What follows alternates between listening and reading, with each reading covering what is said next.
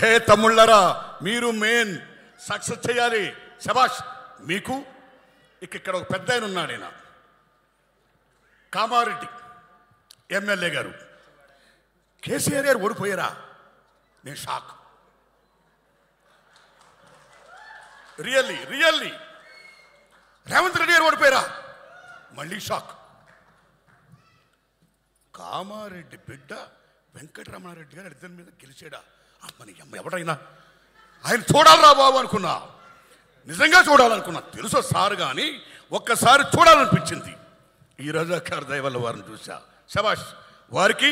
మన హార్మూర్ రెడ్డి గారు, మీ ఇద్దరు దెబ్బ వల్ల ఈవేళ నరేంద్ర మోడీ గారు, అమిత్ షా గారు తెలంగాణలో 5 ఎంపీలు 6 ఎంపీలు కూడా ఈవేళ ఏకంగా 15 ఎంపీలకి మేము సిద్ధం అని చేశారు మహానుభావ.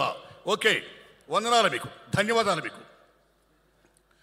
మిత్రులారా, ఫస్ట్ ఒక పాప ఎవరో సర్దార్ వల్లభాయ్ పటేల్ జిందాబాద్ ఉంది.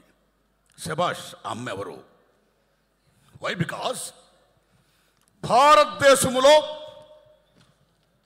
567 పైగా సంస్థానాలుంటే ఆ రోజుల్లో ముఖ్యంగా కశ్మీర్, జునాగఢ్, ట్రావెన్కోర్, నిజాం స్టేట్, ఈ నలుగురు కూడా మేము భారతదేశంలో విలీనం కావు.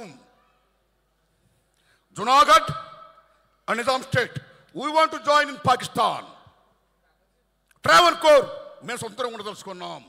కశ్మీర్ మేము సొంతంగా ఉండదలుచుకున్నాం అని క్లాష్ వస్తే ఇండియా ముక్కలైపోద్దా, చిన్న భిన్నమైపోద్దా, ఏమైపోద్ది భారతదేశం అని తాపత్రయపడుతున్న దోషుల్లో లార్డ్ మౌంట్ బాటన్ నుంచి బ్రిటిష్ వాళ్ళందరూ కూడా బ్రిటిష్ రూల్ చేయకపోతే ఇండియా ముక్క చెక్కలైపోద్దని ఎదురు చూస్తున్న తరుణంలో జవహర్లాల్ నెహ్రూ గారితో కొట్లాడిన ధీరాది ధీరుడు సర్దార్ వల్లభాయ్ పటేల్.